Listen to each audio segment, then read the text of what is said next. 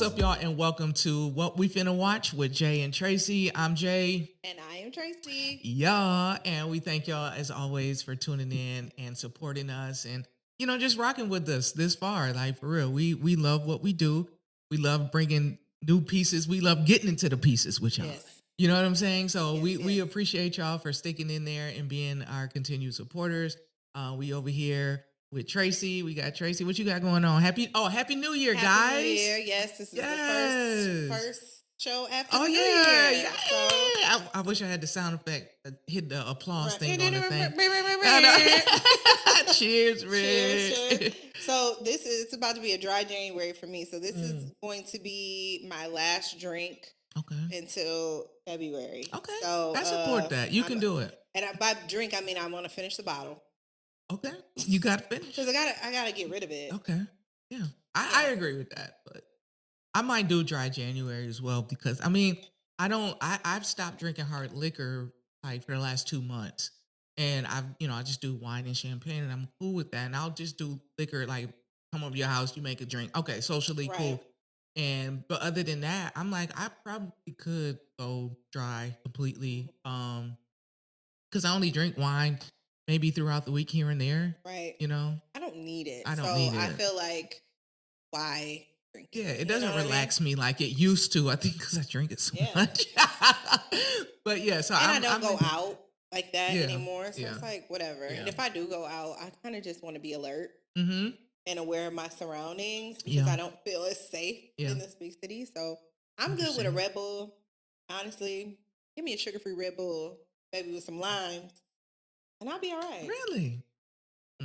Yeah. Oh, I thought you was gonna say Red Bull and tequila because I do that. But, no, I've done but that. you said dry. But I'm saying, dry. Dry. I can just do a Red Bull, and then it makes me feel like I'm drinking a little something. Okay. And it gives me a little energy because I'll be tired. Okay, true. Well, you say you're gonna start doing the mocktail, so I need to get into those pieces of those recipes because if I have a good mocktail like recipe, then I don't need to drink. Oh, I can make a great mocktail. Okay. All right. Well, I need those because then, that'll be great. But now the gardening, I don't know. We go together real bad. So I don't know. We're going to work on that. We might work on that. One step at a time. Yeah. Right. Cool it, bitch. Right. We're not going that far. Too much. Like somebody tell you still quitting smoking? Oh, that bitch, you taking it too far. Hold on. I ain't saying all that. But kudos to everybody who made a New Year's resolution. For sure. Kudos to everybody who was at the gym today. Yes. Because I didn't lie to myself this year and go to the gym. Like I normally lie to do. myself. Because, baby, if I don't work out at home, girl, I'm not going to the gym. Okay. So I'm going to give myself grace and take baby steps. Yes. Because I just got to get disciplined. That's how you got baby steps and I let grace. myself, I'll hit the gym hard for like 2 weeks. January. Yeah, and then don't go crash out. And don't go back. Barely. Shout out to Donna and Kudo. I can't even lie to myself.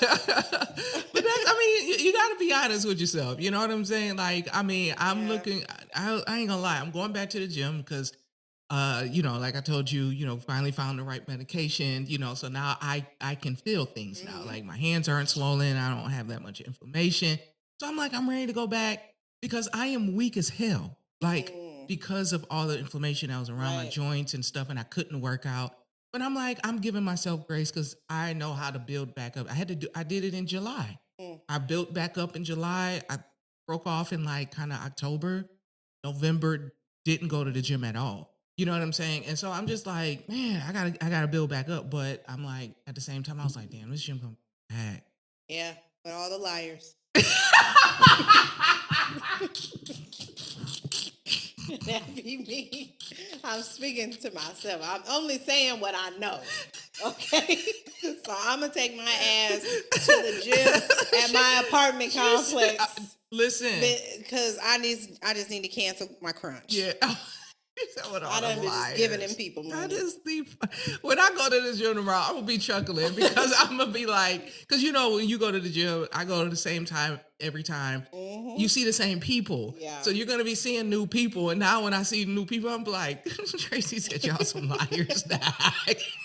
But I give it up. Like, shout outs to y'all for Yeah, doing for it. just going. You know, for just going and having the intention of, you know, trying to better yourself in that aspect.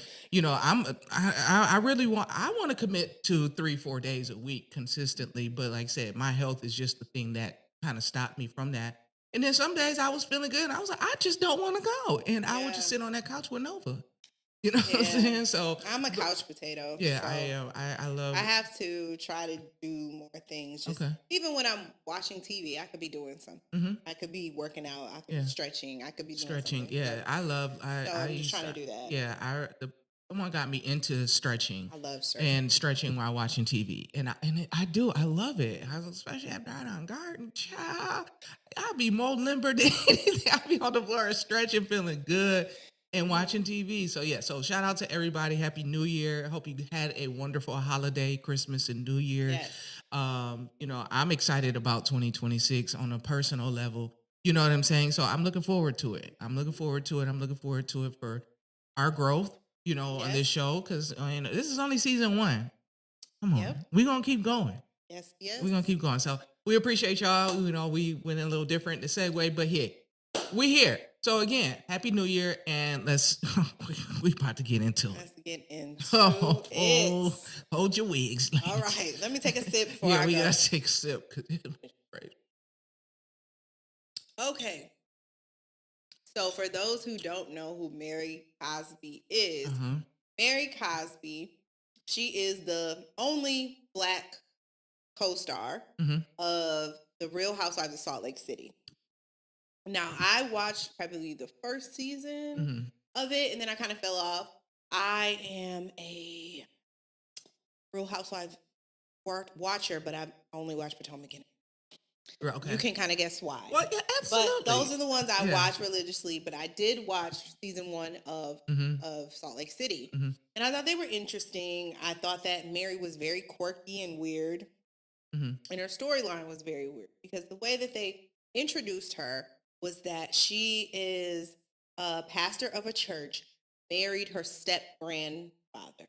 Okay. And that brings you to pause. Like, what?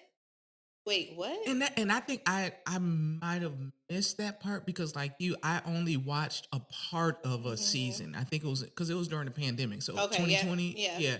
And I was just like, oh, I was surprised to see a Black lady in Salt Lake City. Right. First of all, and I thought she was a little strange because when I found out she was a pastor, and then hearing her talk, I said I would not go to her church. Right.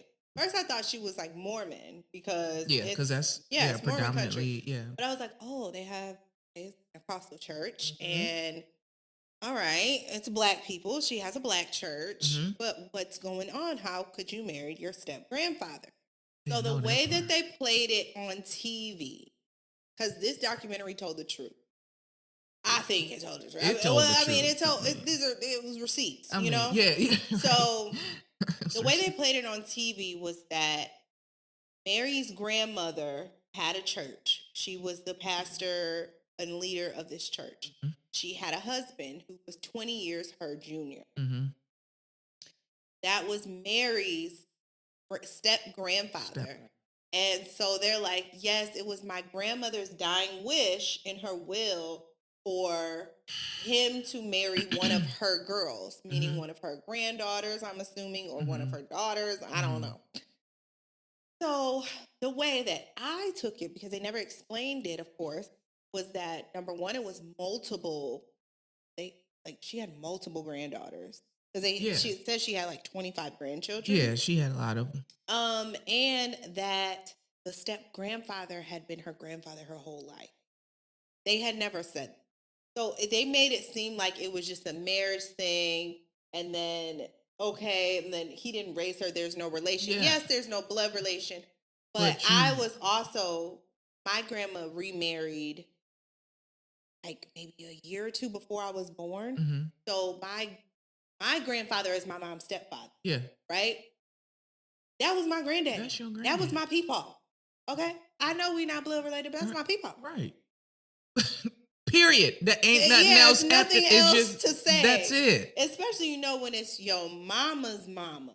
Because when it's your maternal grandmother, it's a connection that your maternal grandmother has. Yes. In the documentary, they also pointed out that Mary's mother was a single mother, and Mary's grandmother was a single mother. So there was no father figure or grandfather figure for her to go to other than her husband. Yeah, other than her now husband. Yeah, right.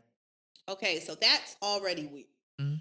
No matter how you slice it. I've seen people try to justify it about Mary and say, oh, well, no, y'all. He raised her. He raised her, and that even her sister on the dock was still calling him Gramps. Yeah.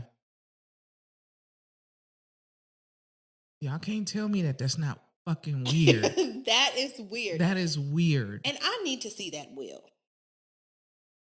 Who said it's on the will? Yeah, who has the will? Yeah, who? Because they never presented any documentation. I saw them present documentation of these divorce decrees and certificates and stuff, but y'all didn't have no documentation of that will. Because that should have been the main thing that's like presented. This is why this was done.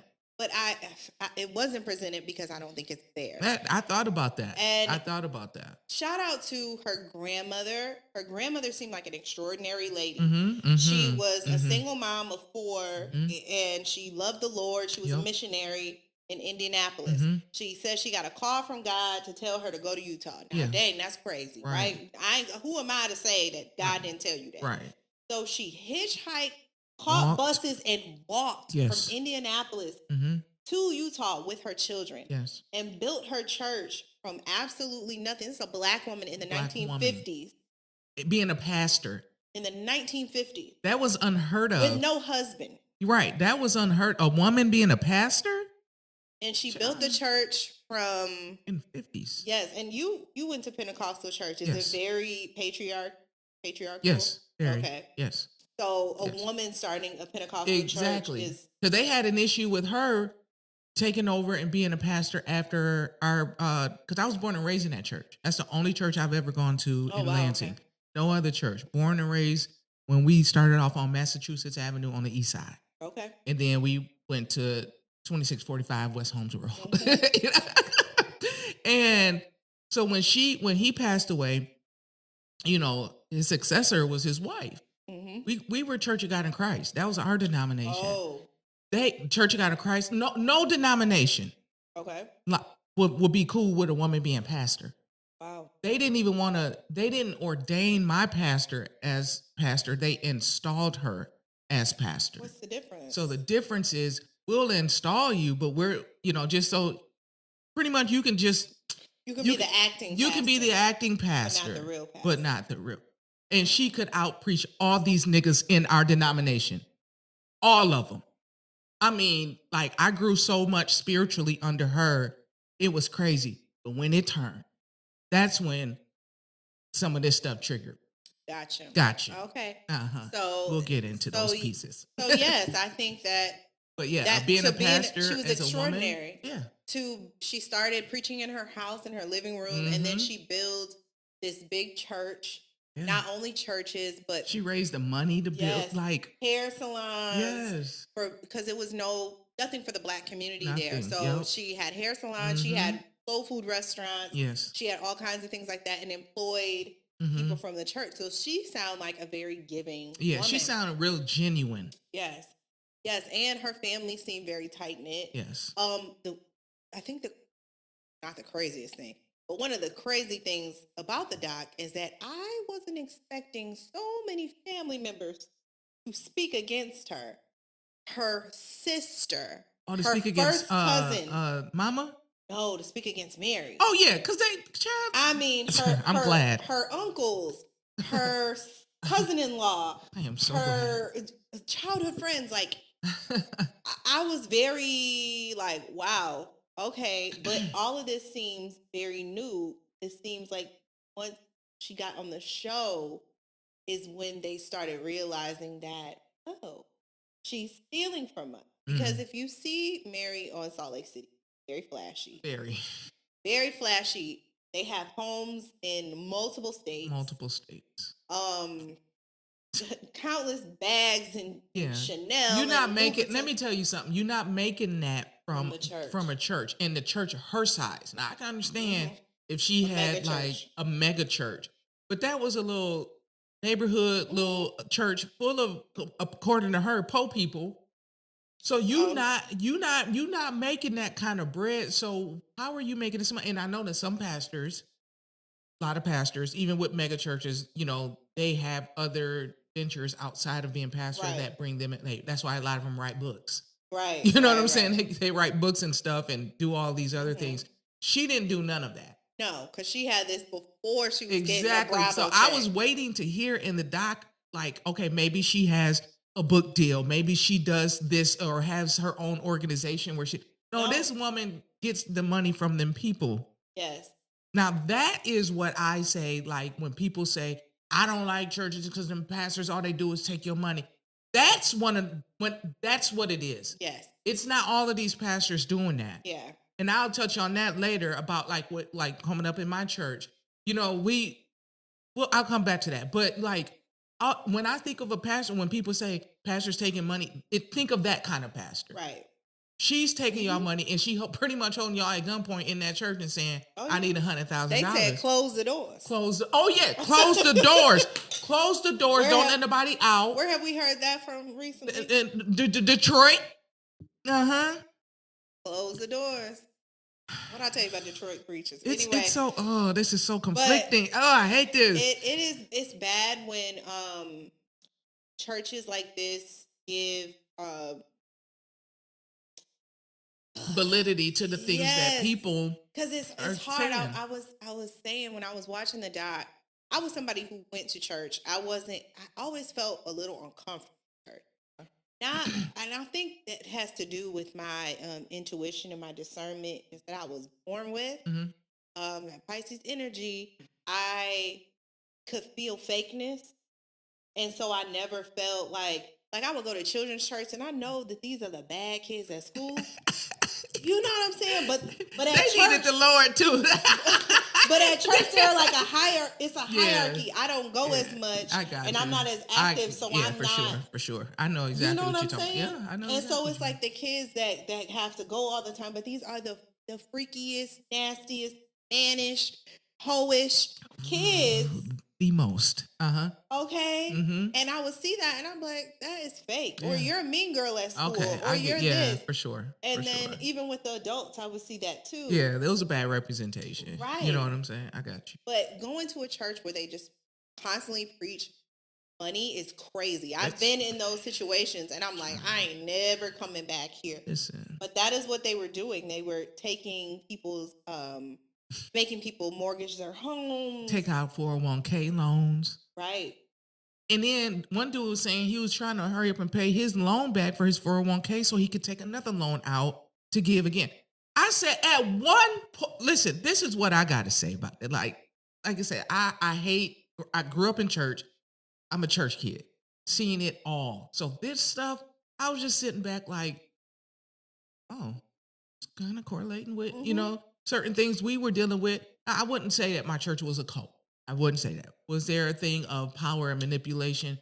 Yes, there was in so many different ways that, you know what I'm saying? I was a victim of the stuff too. You know what I'm saying? But when we came out to like needing the money, we had most churches, now hear me out. Most churches have an annual day of giving once a year.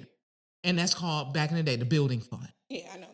So the building fund, my church, where I would say my church I grew up, they didn't come to us for money like that. We didn't have, but we had, yours did? No, well, it did. We switched pastors. I won't name the church. Right. But around, I want to say the end of high school or right after high school, they switched pastors. But the pastor previously, he was found embezzling money and and he said he even cursed on the pulpit about preaching. Very uncomfortable. Yikes! Anytime people get up, I never liked public givings. I never liked that, and I understand people like what the Bible says. I don't care. I never liked it because I always felt like it's a thing of it makes. Embarrassing. It's embarrassing because if I don't and it wasn't until it was explained to me that, hey, whatever you have to give, that's your equal sacrifice. I don't care if you have $1,000 to give, but if all I have is $10 to give, God honors my $10 just as much as, okay, cool. I got that understanding of that, but not everybody does. So that's why I don't like public givings, because I'm like, well, if I don't have $1,000, then I can't come to the mic and say I'm giving $1,000 or I'm giving $10. Right. I don't like that, y'all. In 2026, that $10 might be 100% for you. Thank you. That's what I'm saying. So God is gonna. God, let me tell you something. If you don't hear nothing else from your good sis, no matter what you have to give, that's your honorable sacrifice between you and God. If it's $1 and the next person next to you is giving 100, they may just be giving 100 just because they got it, but their heart is not right about it. Your gift, and God's going to honor your gift because your heart is like, God, this is all I have. I've been there. God, this is all I have, but I'm going to give it. And God, and you watch God honor that. Yeah. Hear that. Okay. So never feel bad by what you have or don't have to give. So it's hard to say. I mean, yes, that is true, but it's some people who will not go to church because they don't have money that day. And that's not okay. It's not okay. And God's, he says give 10%. Wasn't just talking about money. He wasn't talking just about money. It was about your time. It was about just giving what your resources, what you have. What you have. So I think people get that mixed up too, is they always think it's money. It's not money. So crazy you brought that principle up, because yesterday I was at a brunch for my friends, right? Well, with my friends, very successful business owners and whatnot. It was a bunch of us over there, and it was personally invited. They strategically, invited who they wanted to be there. And they wrote us handwritten notes to each person, right? I cried when I read mine, of course. And so, they told us, and they said, you know what, we wanted to, the Bible says, talks about every 3 years, you give your tenth, your tithe, how you turn your money into food. Your which is your extra, your surplus, whatever you have, that's the surplus. You turn that into food and you give to those people that you love and you care for. They was like, that's what this brunch is for us. I was just like, oh my God. That's great. Oh my God. Mm-hmm. Like, cause again, a lot of people don't have that concept. It's 10th of what I make. And then that's when you get into the debate in the church. Is it off my net or my gross? I'll be like, child, I can't. I never got into it. I'm like, but so yeah, I never liked those public givings because of the embarrassment. And then to me, it's I don't know. It's a level to me of control. Like just because if I give $1,000, what that makes me in your good graces. But if I don't, none of it makes sense. None of it makes sense. Because it's all going to the same shit. If my dollar and your $1,000 is going to fixing these lights, right? You need my dollar to help fix these lights. So whether somebody gives $1,000 or not, I'm coming up to the mic and saying, I got a dollar. I got a dollar. On that damn mic. Hey, if you got a dollar, that's it. But give it joyfully. That goes back to Mary. Mm-hmm. When Mary, it was a part of a voice audio of her. Sorry guys, my dog. The puppy is back there. Yeah, she's the guard dog. There was an audio of Mary at church berating her congregation because they didn't give her for her birthday. Because she got 14 birthday cards. And she called them old po folk. She called them po. I mean, she read them down. Oh, okay? She read them down. Oh, my God. And I'm like, see, what if I gave you what if it was my birthday? And I just got $50 from my birthday from my cubicle at work. And thank you. And I said, you know what? I'm going to give the pastor's wife this $50. And then you call me poor. Girl. I'm not laughing.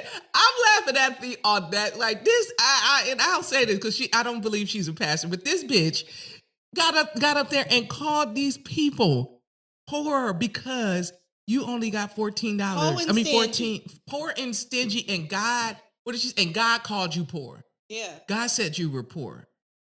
Let's bless these people so that they can they can have abundance of money so they can give it to me. Yes, even that would be better than calling them poor. I was like, and then when they showed her listening to her, she was like, "Yeah, that was me." I'm like, "Oh, she knew." It. So she knew, and she was like, "That was taken out of context."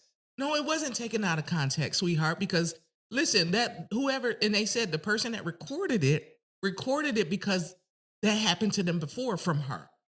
So they recorded it. It wasn't taken out of context, sweetheart. You said what you said. I like I said, I've been in church my whole life. I've heard that kind of rhetoric. Not at my church. Some churches I've played at. I've heard that kind of rhetoric. Right. Y'all could have did better. Y'all, we told y'all we had a goal and y'all had enough time to make it happen. Now we still short. Instead of saying, right, we thank you for what we have now. First. But guys, guess what? The goal, we still got time. We still got to meet this goal. We still, so just continue. No. You're supposed to be grateful at church. Don't they say that? Ain't that what you're supposed to be, is grateful. And so, Child. I wish that there was a church, home, or community that I could be a part of that wasn't churchy. Got you. I feel you. Does that make sense? No, it Just does. somewhere where I can go, feel motivated, feel comfortable, not feel like I have to pay a certain, like it would be a good reset every week, but hard to find because somebody just told me about one yesterday. I'll tell you about it. Let me know. Because she said they only be in there for an hour. That's yeah. Because it don't take that long to tell me what I need to know. I can listen to gospel music on the way. We don't need to sing.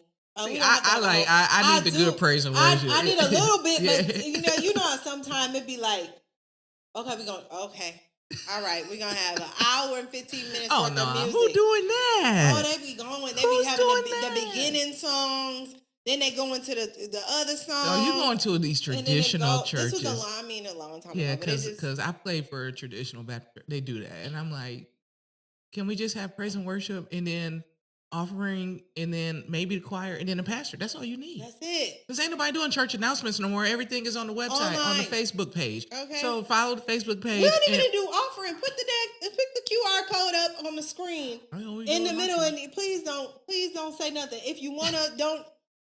Yeah, so that's all I need. That's the order and get some good music. I don't want I'm tired of CCM. Leave CCM alone in the black churches. Leave that. No idea what Christian music, contemporary Christian music, which is the white gospel. Jordan be making. Who? Montel Jordan be making. No, I ain't listening to his stuff. He makes that kind of. Christian music. So it's like the I'm not gonna name no other bands, but yeah, it's the you type of music. No, turn that organ up and let's sing some gospel praise and worship music and get that stuff to the white folks and let them. Got you. Thank you. So they did explain what a cult is and what makes a cult. Yeah. But what do you think was the reason why the church was so, I don't want to say brainwashed, but a lot of people went with her? And what do you think? It didn't leave?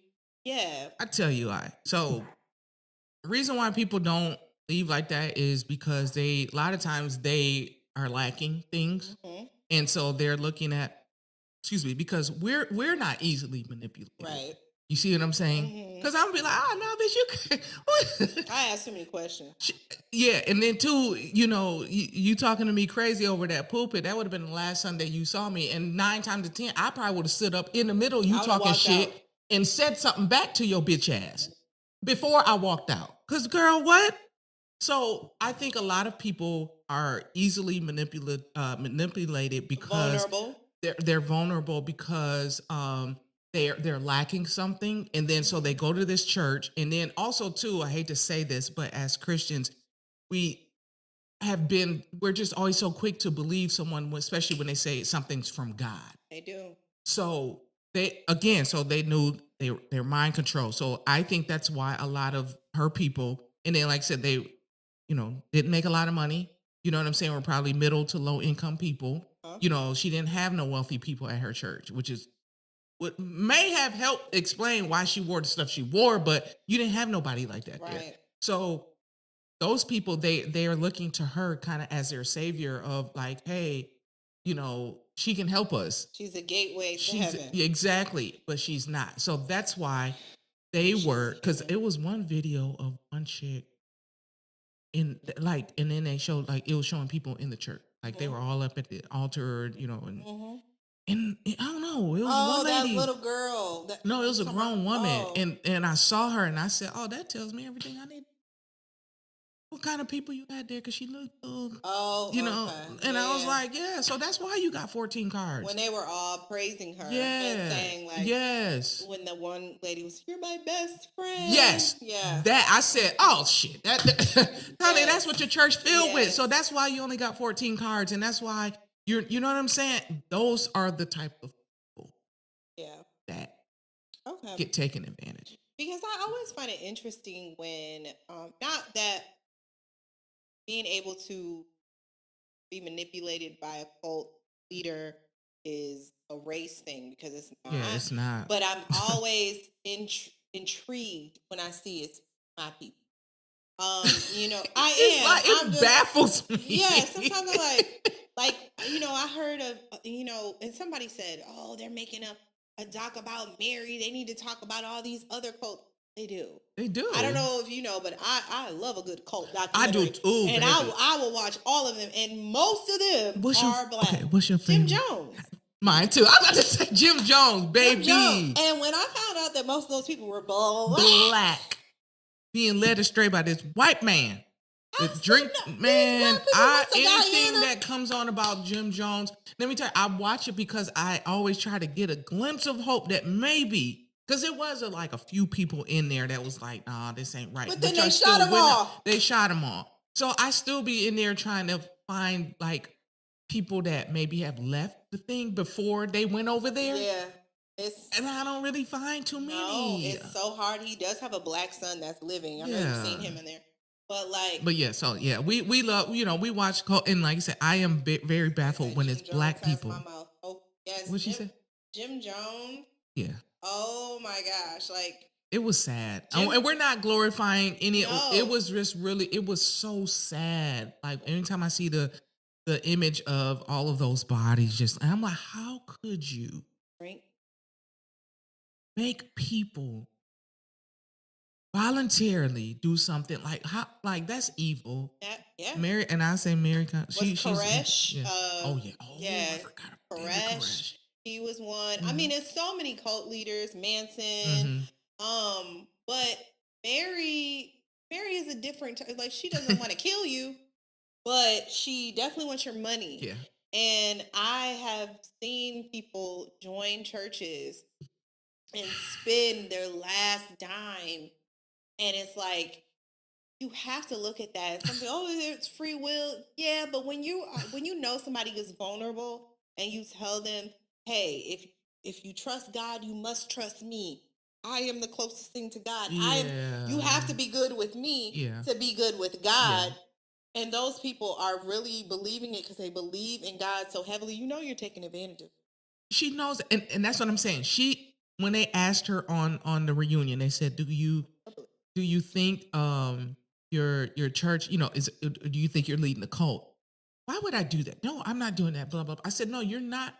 No one is going to, except for Manson, because that's what he wanted. Yes, this is a cult. Right. She's not going to admit that, yes, this is a cult, because you're trying to use it under the guise of I'm a pastor. And that's what I was saying. That's how she was able to fly under the radar, because she was using it as a pastor. Hey, we raise offerings. Right. Everybody knows when you're a pastor, you take a salary. You know what I'm saying? So she was flying under the radar that way, but at least make the shit balance up. Exempt. Make it balance up. Let us go to your church and see your congregation are mostly wealthy, affluential people, and not, you know what I'm saying? Because then we can say, okay, well they got. Because let me tell you, when I go to churches here, and I used to visit churches and stuff. You go there and you look. You take an observation. You just look at it, you be like, they paying good tithes over here, honey. Yeah. You can look at. They be having VIP parking. Yeah. I heard some of these churches here. I heard that. Oh yeah. VIP I heard parking. that, and I I just don't think agree with that, but that's crazy. that's Hey, craziness. put some questions in the chat. Yes, I see please, the guys. chat going. Let's put some Come on, questions in there. cousins. Hey, cousins. I want to touch on a couple of things though Okay. on this doc. Something that just my true crime brain. Okay. Okay. So we have Mary, right? And another thing that she never mentioned was the fact that she was defellowshipped from the church. Oh yeah. Yep. So prior to her grandmother passing around 1996, 1997, her grandma died in 1997. She was disfellowship. Yeah, that's what it's called. Just dismembered. Yeah, she was still able to come to church, but wasn't able to participate in any of the church activities or things like that. So because of her bad behavior and yada yada yada. Well, it made me question, why on earth would then the grandma put it in the will for her to marry her husband? And why would he leave? Because she kept saying, my grandma left all of this to me. She has 25 grandchildren, and Mary is the problem child. I didn't believe that none makes of that. No sense. I didn't believe it. Now, I do believe that grandfather groomed her from a young age. Absolutely. That's clear. Absolutely. They got married when she was 26, though. So she's grown. And she was, but I believe that he groomed her. It was clear from what her first cousin said about him being so mean and so abusive. Yeah. I don't think that he treated the girls that way because he was trying to groom them. Okay? Because the same way he tried to isolate that same grandson's wife and tried to groom her and take her, I think he convinced Mary that you are in love with me and this is what God wants. Yep. And Mary was married at the time of her grandmother's death in 1997. So why would this grandmother not only say, hey, marry my granddaughter who is disfellowship from the church, who's but also married, my married grandmother? Yes. Granddaughter. That makes no sense. Who's also married. Makes no sense. She was a woman of God. I ain't gonna lie. She was her grandmother seemed like a very honorable woman. She wouldn't have said that. Yes. It doesn't make sense, but it makes sense for that man. You know how old men, not just old men, but that generation of people, they be like, this my stuff. But not, and Mr. It's my mailbox. This mailbox so I can tell it's been fixed. Well, he need to be kicked in his damn chest. I feel like he was like, it's in the will. You don't need to see my paperwork type shit. Because he was an authoritative figure because he was, granddad. And he was buying her things, buying her BMWs. Grooming the hell out of her. And she wanted that lifestyle. Look at the lifestyle you could lead. Hey, either I'm going to get married to a woman who's not in the family, or I'm going to get married to somebody in the family and keep the money in the family. I think that's how he convinced her to marry him. Because she said, oh, well, I didn't know my marriage was over before I got with him, but she divorced her husband at the beginning of September 98 and married her grandfather at the end of September 1998. At the end of September. Yeah. When that's insane. That's why I was like, let me tell you, you right along the same places I was on. Because I was like, at first I was like, this is what I thought. When I first heard of the story, I first thought, okay, maybe she just, her grandmother got married to this man later on in life. But then as I started watching it, I was like, no, he's been in her life. Sir, this is weird. Yeah. This, to me, that's incest. I don't care. Disgusting. I get it. Y'all might not be blood related, but you've been here since I was born. You raised me. Yeah. There is nothing, I do not look at you in that way. Oh, my stepdad has been in my life. I was 6. I met, shout out to my cousin Jamal. Jamal from Sex. Oh yeah, what up, Jamal? Abdul, yeah. Yes. That's my first cousin. Okay. He's not my blood first cousin. His dad is my stepdad's brother. Okay. That's my cousin. That's your cousin. That's nasty. Yeah. I mean, that's really nasty. Yeah. All of my stepdad's family is my blood family. I mean, they're not, but they are. But Danielle. Yeah, she's my blood. Yeah. You know what I mean? These are my family. So for her And he wasn't even my dad until I was 6. That man was her granddad at birth. At birth. That's nasty. Like, so yes, I was saying the same thing when I was watching that the episode, and they were talking more about him and, you know, in her, you know, early life and stuff. I was like, yeah, he was doing something with these girls, you know, especially with her when she was young. He definitely groomed her. I said, I don't, and like I said, I was like, where's the paperwork of this will that says, because this will shut everything down. If you want to shut some shit down, let everybody else come with their receipts, but this is the main receipt. Yep. Since y'all want to talk about it, it's in the will. Now, if you want to talk about me for doing the shit, that's on you. But this is what my mama's wish was. Right. Why can't we see that? So we didn't see that. I was like, that's a little weird. Then 2, like I said, he grooming her. Now, did he know she was messing with, what's the man's name? Was it Clarence? What was that man's name? Oh, we'll get to that. Okay. Hold on. So I'm like, so it was just a lot that I was just like, no, I think he groomed her. Mm-hmm. And because the whole family is like, nah, this bitch is off. Her mother. Her mother, they had footage of her mother protesting in the service. The church went split. Divided. Yep. Yes. Yep. Mary's mother was against it, which she should have been, and which I'm proud of her for standing up and saying, this is weird. It's disgusting. And truth be told, she might have gotten creepy vibes from him since she was young. Yeah. Since he came into her life. And now you on to my daughter with this shit? Yeah. Because she was a perfect, crime. She was a perfect victim for a pedophile. Oh. Because she was a single mother. She was God-fearing. She was 20 years older. She probably hadn't had no man in a very long time. He came from Indianapolis. Remember, it was like, let me just go. And then he was able to, because he's her husband, get a high position in the church. So it was so predatory. Oh, yes. For that relationship. Yes. Regardless, I don't trust that man as far as I can freaking throw him. At all. And I think, I want to know exactly how the grandmother died, and was it foul play involved? Because they didn't say she was sick. For her to die at 65 in 1997 and for him to marry her granddaughter a year later, rat poisoning. I just feel like something was something happened. It was foul play involved. It was a scheme that Todd set up for show.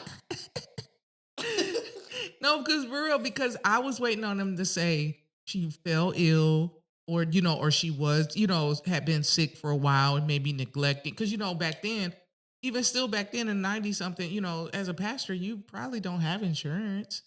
A lot of pastors out here don't have insurance. Right. You know what I'm saying? Because you're self-employed. And then now they can't afford the shit because of, but it's just like, so back then, she might not, I don't know. But I'm saying I was expecting to hear she had been sick and neglecting her health, or she had fallen ill suddenly and died, or had a heart attack.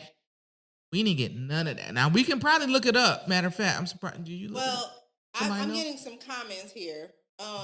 Jessica, she said she admitted on the show it wasn't in a written will. I think she said it came to her in a dream. We thank y'all for watching. We're going to what? I missed that part. I didn't watch Salt Lake City, but my cousin obviously did. And she said, Salt Lake City. Oh, it was on the show. City. Okay. She said her mom was jealous that he wouldn't marry her. Remember when she said that in the doc? I don't think that was it. I don't think her mom wanted to marry her stepfather. Her mom knew that this something fishy. Yes. Something fishy going on. The milk is not freaking clean. Yeah. So we need let's so yeah, I when I saw her mom doing that, I rewound it. I said, wait a minute, what's she saying? I said, what if the grandma knew they was messing around and that's why she disfellowshipped her from church?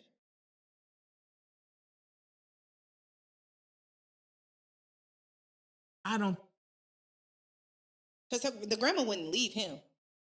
She ain't gonna leave. Nah, they never left a man. But she might try, and then maybe he was scared that she was gonna leave him, so he her and married Mary. there's a lot of possibilities, a lot of scenarios. I don't know. I was thinking of that because I'm trying to put two and two together. Yeah, to make because four. that part was left out. Really, how she died. These timelines are just not. Yeah, they're not working. For me. It's not making sense. It's not making sense. So it's like you can't. Y'all got to cut out the bullshit because Mary gonna keep lying. She gonna keep lying, and then they go. And this is what was crazy to me. You know you in some shit. You know you on some bullshit. When it come down to your castmates, the white women like, something ain't right. When white people say something ain't right, and you know, bitch, you ain't right. Let me say this because I hate when people make me. And shout out to all my cool white brothers and sisters. But I hate a black bitch make me side with a white. Listen. On account of her, or like a woman make me side with a man. I feel you. Yeah, I was trying to help you, and you ain't give me nothing to work with. You know what I'm saying? I'm sitting here like, nah, they ain't. I mean, and you know, if Mormon women are telling you that this shit is weird. The shit's weird. I mean, I love the clips because I didn't watch the seasons, past 2020 or whatever. But to see the clips of them sitting around talking about the shit on a trip or something, and they're all like, yeah, some of her members came and stopped me. I said, they are crying out for help. Yes. Oh, so, let's talk about her affair. Oh, yeah. So her affair with that man. Now, I'm not trying to diminish. Because rest in peace to him, that's another thing. When he died, I was like... But a tumor is like, how you fake a tumor? Okay, yeah, he did. That's another thing. They said how he died. They did. They didn't say how the mama died. We're going to look it up, though. I promise you. So, at the same time, that she had this affair, and I'm thinking he going to say something that's really... I thought it was going to be something more juicier. Because, who's not having an affair? True. You know what I'm saying? But I think because, I don't know. I think that was, it was bad. She was having an affair with him. Yeah, it was bad. Yeah, affairs are bad. And was preaching the word and standing up in church. And you could tell they was sleeping together. Yeah. The tongue out in the pictures and everything. I said, they was getting it in. They was having good sex. but it might be an arrangement because that man is clearly... and his thing might not work. It definitely... But I believe that he had his other women. Now, I think probably the most disturbing... He got other women, and you bet not say nothing about it. Right, he gives all of that energy. Yes. Yep. Mm-hmm. I think the most disturbing part of it were the slaves. They had real life slaves. You need to come to the house and... They had real life slaves. First of all, they had that white lady dress up. It wasn't funny. I chuckled a little bit. It wasn't funny, though. Because I'm like, that lady is 80-some years old. You have her working here for free. Yeah. Why y'all got her dressed up like that? Yeah, that's she didn't have to be dressed up in a slave costume. That was really that was inappropriate. She could have had a Nike Tech outfit or something on at least. She over here in a fucking slave outfit, and this lady is 80-something cleaning the house until she died for nothing, for room and board. Yep. That was it. So that's why I say, like, when I was hearing about that, and they were talking about, like, donating your time and doing so many things, a lot of people are shocked when they know that, like, growing up at my church, I played drums. I was a head drummer after a while. Like, busy. We were busy. We were one of the top bands in the city. We had a good band, but we were paid.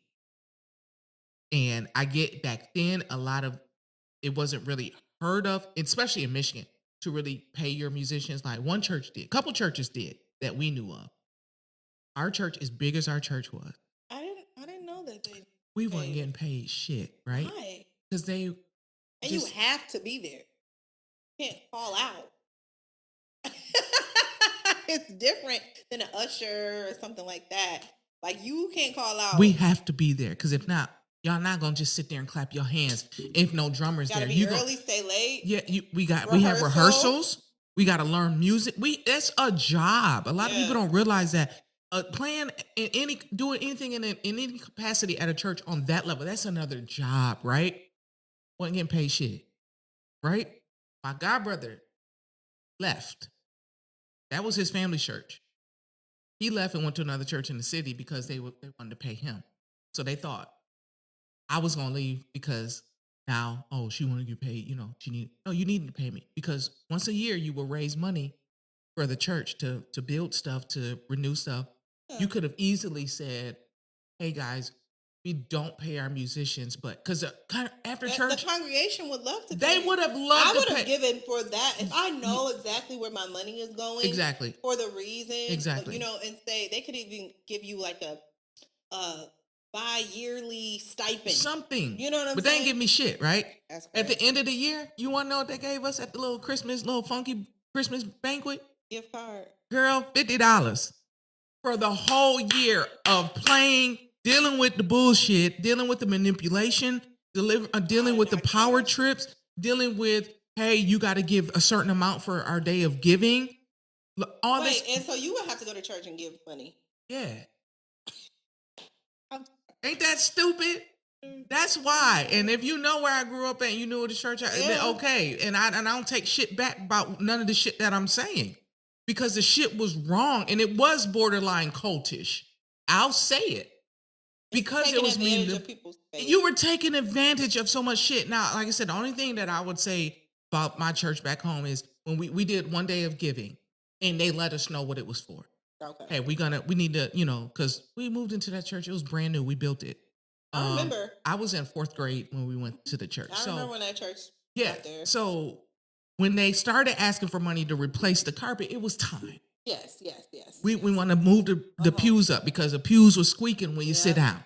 We want to buy new chairs. Okay. We did that too. So let us know where it's going and things like that. We can see the money. We can see the money going. So, and it's not going to your cars and your. Right. Yeah. And it didn't. It didn't. My pastor used to drive this old little Ford Focus for the longest. You know what I'm saying? So he wasn't that type, but the manipulation was there. The power trip and shit was there. You know what I'm saying? Taking advantage of people's time. Our church pretty much stayed open every Monday through Fridays. No, Sunday through Saturday. And y'all had a successful daycare up in. Yeah, we did. That was something else. Yeah. So it was just like. That's money right there. That's money. That's a lot of money, actually. That's a lot of fucking money. Because a lot of them are state funded too. Exactly. A lot of they get money. My mom used to run the daycare there, right? So, but again, y'all couldn't pay the musicians. And so that's when it was a thing. So when that kind of triggered me, it's just like, you use your time. I was doing something. I was like, man, fuck that shit. And I was like, oh, because I was just like, no. They used to always, God gonna bless you, for your obedience, for your time. No, he is through you because you got the resources. I'm not asking for a 500 a Sunday. I wasn't the minister of music, but I'm the band director. And at that point, I was going to go get your sons for rehearsals, 2 teenagers who didn't know the music. I was doing all of this shit, and then we had to have a service run through on Saturdays. Why do we need manipulation?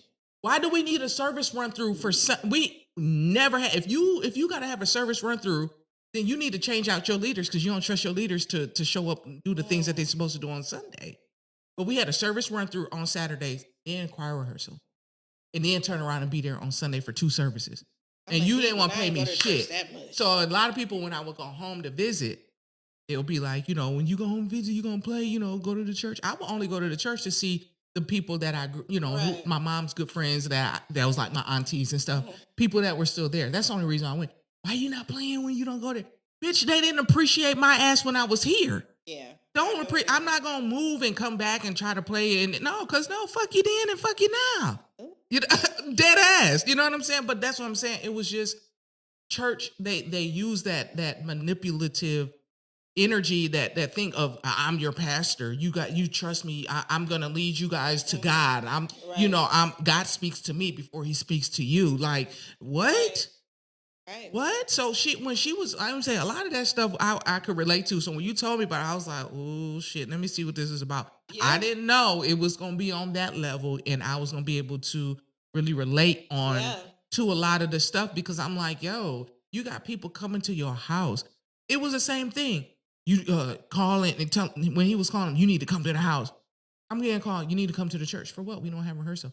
Oh, you got to come up behind the musicians area. Y'all need to come up and organize those chords. Bitch, if you up there, can you just do it? Or just wait till we come to rehearsal and do it? I'm not coming up to, yes. That's what I'm free. You get free when you talk about shit.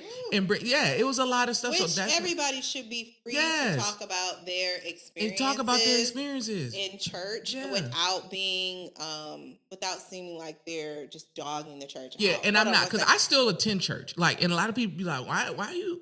No, because I know every church is not like that. Now, what I will say is I attend church. I hate that I'm not really involved, but I'm not involved because of what I've gone through. I've seen too much.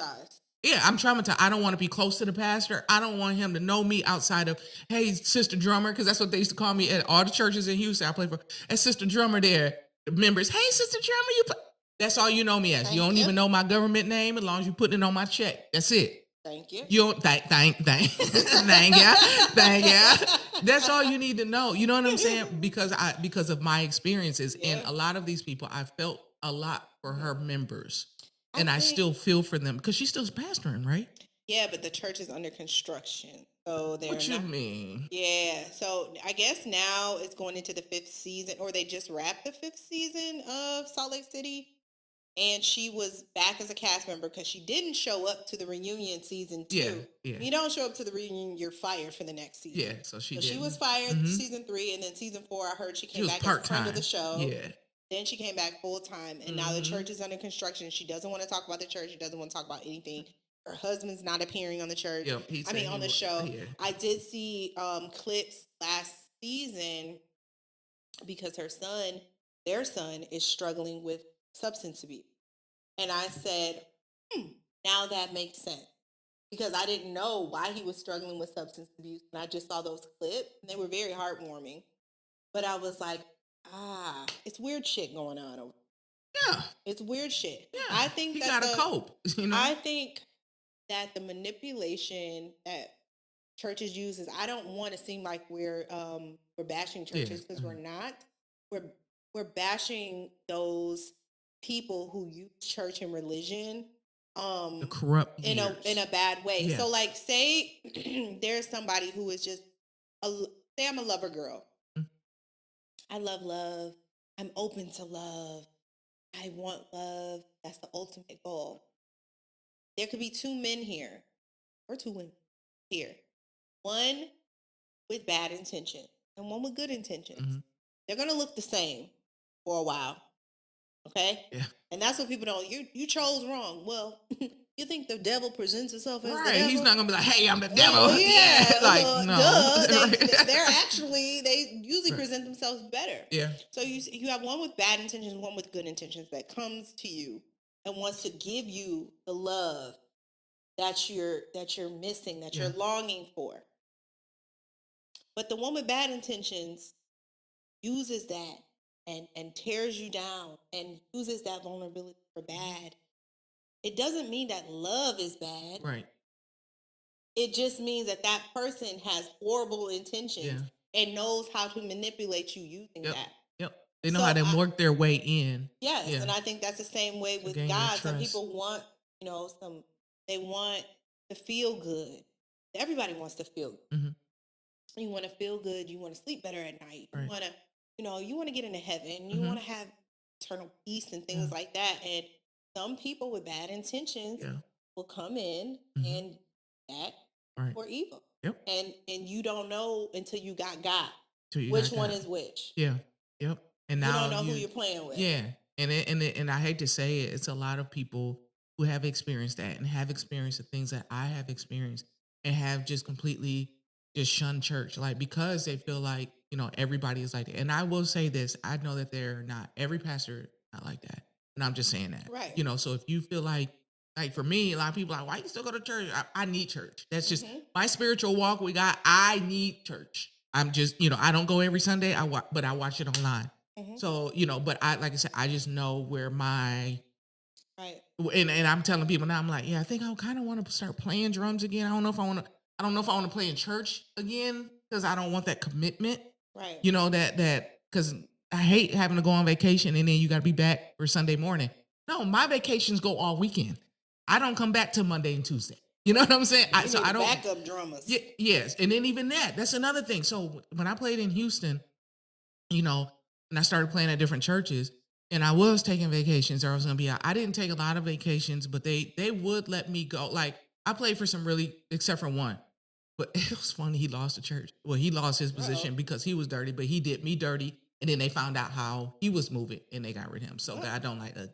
But anyway, but all the other pastors I've had great experiences with, none of them manipulated me like Michigan did. None of them. So that's what I'm saying. I can speak. Not every pastor is like that. They respected me. It wasn't no calling no meetings just to have a meeting for another meeting. It wasn't no extra rehearsals. We didn't have no service run-throughs. And then when I needed to go on vacation, it was always for the holidays because they knew I was going home. And they were and these were men. And they understood. It was like, because they knew I didn't have no family there. And they knew my family was in. How's mom? They would ask about. So that's what I'm saying. Every pastor is not like that. And they would let me.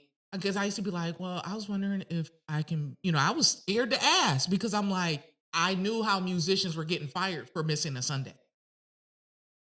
And that's crazy. But even if they had a backup, you know what I'm saying? They would get fired. So I was hesitant and they were always so gracious. That's good. Like you good. You always here. You're always faithful. We ain't got to look for you. You always dependable. Go ahead, go see family. I know you don't have no family. So again, every pastor's not like that. But then you have some that spoil the bunch, like Mary. And then I was pissed because I'm like, woman, that's stuff niggas do. That did not matter. She was going to step on the toes of anybody could in order to get there. Like, how many times did they say that she asked for like multiple, like, was it one offering was 100,000? And then she came back and asked 300. Didn't she get $300,000 from that guy? Which is insane. Yeah. To give a church $300,000 of your money. Yeah. What you doing with that money? God bless you. Child. God bless you. Tell me what you do to get that man died on that money. Because there's no way I'm doing that. Okay, so the takeaways from this documentary, if you have not watched it, please go watch it. My takeaway is that they really need to investigate the Cosby. Not that Cosby. Yeah, they already did that. We talking about Bobby Cosby. Bobby and Mary. Bobby and Mary. It's some crazy shit going on over there. I'm proud of the congregation, the people from the congregation who got away, especially her childhood friend when she said that awful thing about his daughter. And I was just about to say that. Should have wore a seatbelt.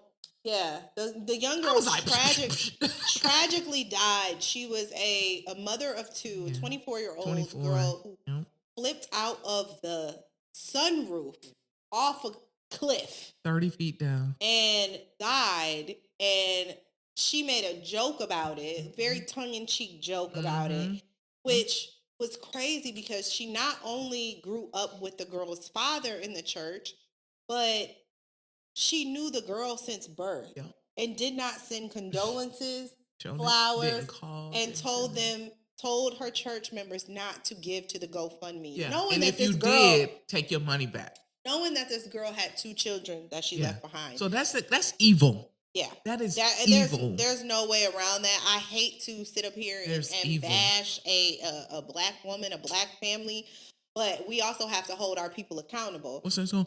Fuck that bitch. Fuck that bitch. I'm on the side of right.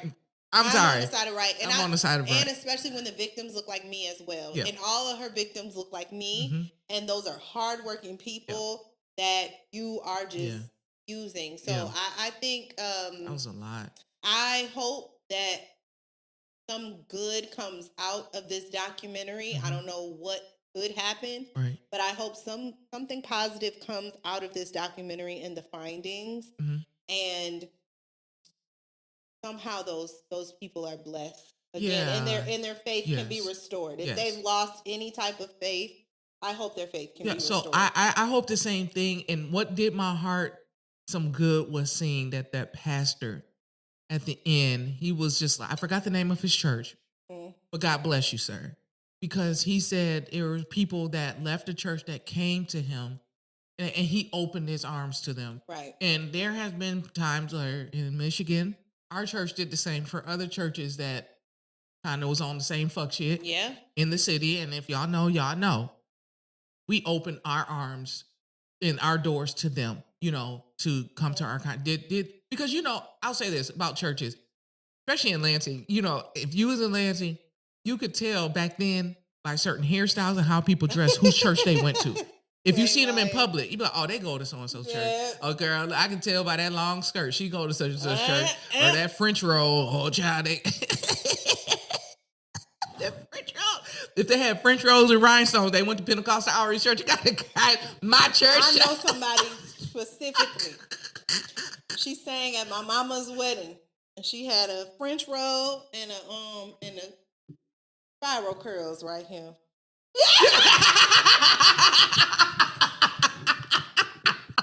When you said singer, I already knew. There was only one singer that you sing at everybody wedding, child. I'm crying. Yes, that's so we love her. funny. Oh, I love her so much. I miss her so that like I love her for real. But yeah, that's funny. That's I know exactly what you're talking about. So yeah, but Lansing is really this big. The Lansing is it's a small town, but so yeah, but there, you know, the black churches are very predominant. You know what I'm saying? So, but yeah, so it's just we just knew that, and so when we opened our arms and our doors to these people, it was just like it was different because each church has I know y'all don't like to say this, but every church has a vibe and an energy. A culture. I'll say that every church has a culture for sure. So some of these people are coming in. You can tell that they didn't go to our church because they was like, their hair different. They wear their hair different, or they, you know. But why your jean dress go down to your ankle? Because in my church we wasn't that. Even though we were Church of God in Christ, we were not traditional. Yeah. We used to wear. I was able to wear dress slacks and stuff to church. I played drums. I'm glad we wasn't that church that made women play drums in a skirt. That was so stupid to me. You know, but I'm just like, we didn't do that. So, but then a lot of people who came from those kind of places, when they came to our church, some of them broke free and was like, ooh, and then some of them held on to they, honey. And we used to be like, child, why you still wearing, you know you delivered, right? You ain't got to wear that long skirt. We free over here, honey. Like, no, thank you. We free, but yeah, it was just. That was not my church. My church culture was, I think it was a little younger, the youth. Okay. Okay. Well, you know what I'm saying? The pastor was not an old man. You know, he was more young. He was a Kappa. You know what I'm saying? So he was. Yeah. I remember your pastor. Cool. Yeah. I remember your pastor. Yeah. I say this. I will always advocate for us church kids. I will always advocate for those who have unfortunately been taken advantage in the church because your intentions were pure. You know, and then that's why we always say, you know, have your own relationship with God so you can know what these people up on this pulpit is talking about. Because if she talking about the only way you can get to God is through me, honey.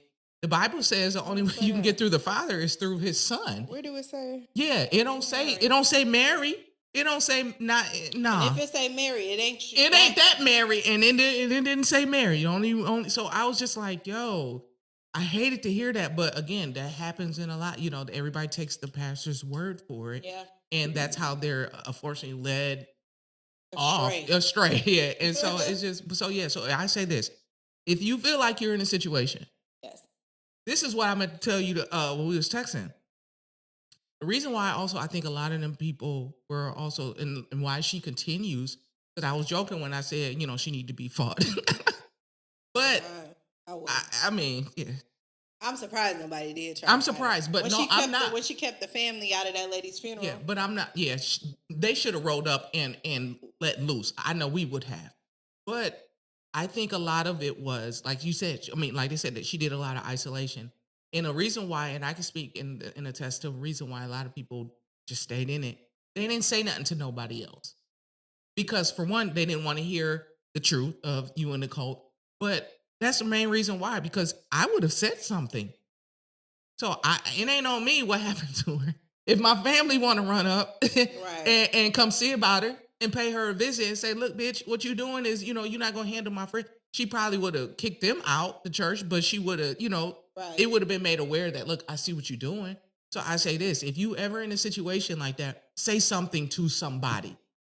Regardless of how much you don't want to hear the truth, if you feel like you don't want to hear the truth, you know the truth. You know you in some crazy stuff, but still say something to somebody, because nobody deserves to be taken advantage of, manipulated, or any kind of way by someone in leadership, somebody that you trust, to be your spiritual guide or your spiritual, voice every week. That is not what that's for. And no man is bigger than God. Oh, man. So as long as you know that, you know. I know people talk about, they even touched on it, about people having false idols and things like that, and looking at pop stars and stuff like that. And it's like, I've been to countless Beyonce shows, and I've been to this church service. Same shit. And I'm a Hive member, but I'm not a cult Hive member. Let's put it, because I'll tell Beyonce when she, not that she answered my phone calls when I call her, but I'm so sick of you. Not that she answered my calls, I be calling. That's the funniest stuff. I'll be texting sometimes, she don't answer.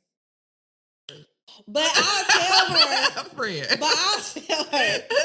I'll tell her when I don't like that. Like, I'm like, girl, I don't like that you ain't put Renaissance on the video. You ain't give us no visuals. All you talk to us about is buying stuff. I'm tired of you. But I love you. But I'm tired of you. If I was in a cult, I wouldn't say that. I would just be like, oh my God, Beyonce is the greatest. Nobody can do her wrong. Da da da da. No. Girl, that wasn't good. I ain't like you did that. I ain't like that outfit. Hold on. Brand, you be texting me. She don't answer. But no, it don't matter. That's my cousin. But you be in my texting head. that lady. You be texting that lady. Me and Beyonce grew up together. Oh. In my head, we grew up together. Oh. I met her when I was 13. She was 17. We was, or 16, something like that. Shit, we cousins in a way. I don't know Beyonce longer than I know a lot of people, okay? But what I'm saying is, at a concert and at church service, I know people who will give their left pinky toe to their pastor, okay? Yeah. I ain't giving my pinky toe to Beyonce, and I love her down. I text her. Why? I did not believe. I just cracking out at you. Like she really listen to what you say. Or you gonna be call you back? Her voice notes, AB. Oh my God, she gonna block your ass. You right. Her team gonna block your ass. When are you dropping? Oh my God. Renaissance, bitch. Cowboy Carter on Can I See the DVD or something? But that's so I'm just saying that a lot of people, especially church people, I hear them talking about, oh, you're not supposed to praise, but I see that same thing happening at church. Praise God. Yeah. Praise Jesus Christ. Yeah. But this is a man, or a woman. So, in human form. This is a human being. So we said all that to say, if you are in the cult, if you feel like you're in a cult, talk to somebody. You should not be pulling from your 401k and your in life insurance and taking out loans to go into debt to give.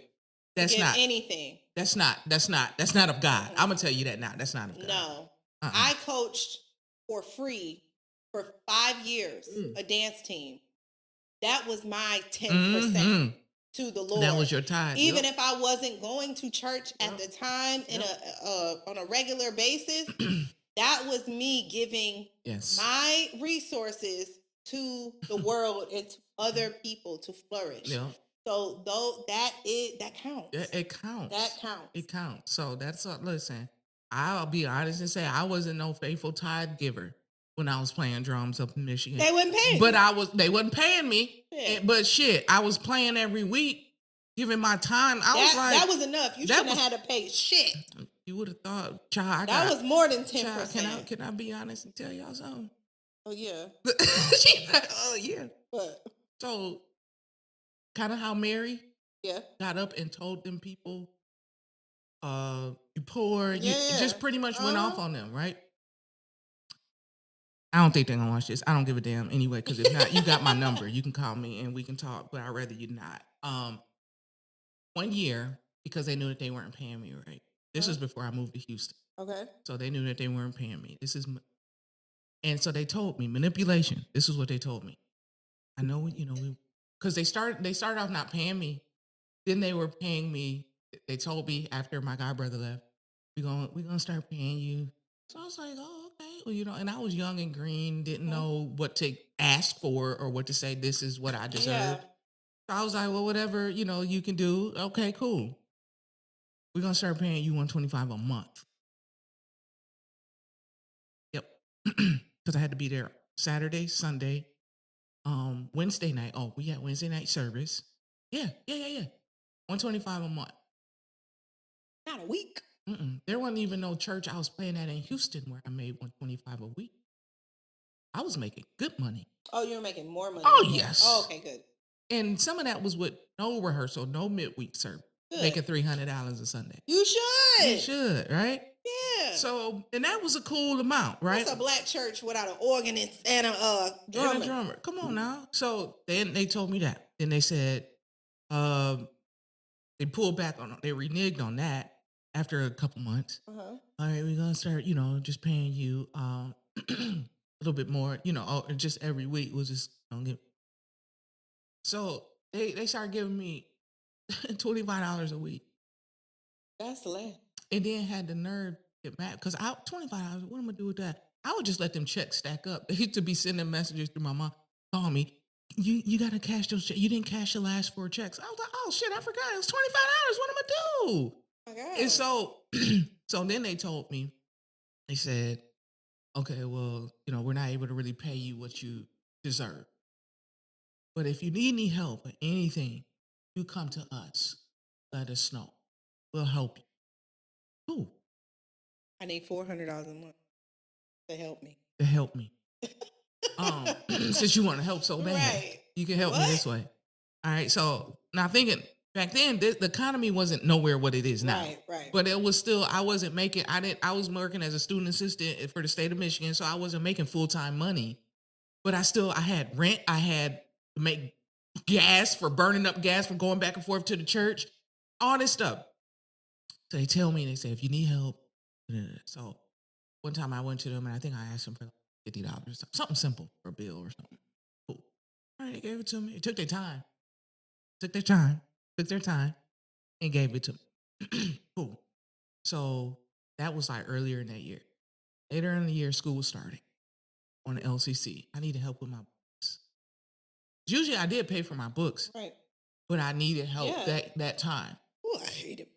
Go ahead. So I went to them and I said, hey, I need help with books. I went to her church account. And she was like, okay. And then she went and she talked to him.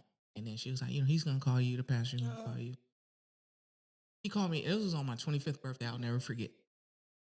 Called me on my birthday. I'm thinking he's calling me to say happy birthday. So I was having a good day, me and my roommate and stuff. And I was like, hey, hello, how you doing, Pastor? Yeah, good. How you doing? And I was just calling, didn't even say happy birthday. He didn't know it was my birthday. He never knew when it was my birthday. So weird. Okay. So, yeah, I was just calling. Like, okay. Yeah, so they told me you need some help. I said, yeah, school's getting ready to start. Usually I told them, usually I get my own books, which I did. I never had help for school or books. Thank God my dad worked at GM. They took care of my schooling, but I had to pay for my book. I was able to always do that. I need some help. Okay, all right. Well, so I was looking at the tithing record. And I was like, let's pull the tithing record. We gotta see why Jules need help. Only person I've told this story to was one of my old best friends and my mom. And I just told my mom this story like last year. Yeah, last year. I just told my mom last year and she was so pissed. She was like, it gets better. Oh God. Okay. What? Yeah. So I looked at it, and I saw, that, you weren't, giving. He said, so I said, no, well, why's Jules, not getting, but she needs help. He said, you know what the principle and what the scriptures say about tithing? And he just started no way calling me cursed, said I was going to be cursed. No way. Oh, yeah. But if you're not giving and you need help, that makes sense because I don't have the money to give. That's what I thought. Oh my gosh. So let's talk about power and manipulation. So he yelled at you in the phone and told you would be crying. cursed? I'm in tears. Oh, on my 25th birthday. When you ask for help, it's very hard to vulnerable. ask for help. Oh, it took everything. So when somebody, especially somebody who is supposed to help you, oh, I'm so sorry that happened to you. I appreciate it. And I ain't gonna lie. And now I'm really thinking about it. Like, it's so crazy. Because that's how I'm like, now I'm thinking about it. That was what caused me to still to this day have an issue asking people for help. Of course. Because I didn't, you know what I'm saying? I was like, oh my God. That broke my heart. I'm 25 years old. I've been in that church my whole life. I knew him pretty much my whole life. I worked under him under different capacities. So your parents have given to that church so much that they could have helped you. So regardless if you gave a damn dime. And my mom worked there. And you could, And you drum for free. Yeah, and I drum for free. Yeah, no. Okay. Yeah. So that I mean, it was, so that's why I was saying, like, when I was listening to her call those people poor and get up over there and then just, it struck a nerve because I was like, bitch, how dare you? These people are, you lucky you got 14 cars, ho. Yep. Like, you know what I'm saying? It struck a nerve because I'm like, you are supposed to be their spiritual leader. Yeah. And you're talking to them like that? Like, bitch, we don't owe you shit. It happens all the time. It happens all the time. So that's why I'm saying, like, even in all that, I'm like, that, you got to be stronger to know that, like, okay, look, my relationship is with God, not these people. Right. Did that make me start tithing frequently? No. Nope. Sure didn't. Because I was like, shit, if I ain't got it, I ain't got it, bruh. Right. So, yeah. So that's why I was saying, like, I haven't really told, like people, but I'm just like, that's the kind of stuff that does happen. And a lot of people make excuses for, well, they ain't know no better. Right from wrong after a certain age. My cousin said he should be so ashamed, but I know he ain't. You goddamn right, he's not. Not ashamed. He's not. At all. I don't even talk to him. There was a church that my mom was going to. She really liked when I was about 5 or 6. We went there for like a year or so, and one day he was calling all the people up. Took offering. Okay. She had $20. I'll say this and now I'm gonna go. Yeah. I'm gonna say here, let y'all go. Like Pastor said, I'm gonna say this and let y'all go. She had $20. Mm-hmm. She had 2 kids. She was married at the time. She gave him $10 of the 20. So he had people standing up. He gave $100. He gave $50 stand up. And my mom was so ashamed. Mm-hmm. And she went up to him at the end of church and said, embarrassed the hell out of me. Mm-hmm. I gave you half of what I had to my name. Yes. And I have 2 babies to feed. And you made it so like I ain't shit. So needless to say, that was my last time going to that church. My mom never went to that church again. I don't blame her. Because she was like, you're not gonna embarrass me. Yeah. So there are some people who are strong enough to understand right then, but then there are some people who may not be strong at the time. I don't want to say they're not strong enough, but they may not be strong at the time to make that discernment. Yeah. So keep your eyes open. Keep your eyes open. I hope. Yeah. All those people. I hope they get everything. Yes, get everything that's owed. All the years, like the Bible says, the Lord will replace all the years that the cankerworm has stolen, and so the cankerworm and the locust, whatever. But yeah, so I just hope you guys get back everything that was taken from you, the time, the moments, the memories, things that because you can't get time back, but I just hope that God blesses you because you were actually being genuine from your heart and serving. You wanted to serve. So I totally understand that. And I hope you guys get everything. And I really hope they investigate her ass. I really do. And shut that shit down. Yeah. Audit them, please. Yeah, all of them. Because it's no way that she could be like, well, I'm sorry, guys. I'm going to do better. You can't trust it. You can't trust her. Don't trust her. So anyway, we thank y'all again for tuning in. This episode was different. This show that was it did kind of make me kind of make me think like this, and it's crazy because that was what 90 in the late 90s. But the stuff was going on just recently. Those people just left that. Oh, I thought they left back. Oh, those people just left. They just left. That lady that just died. She died last year. Slave. I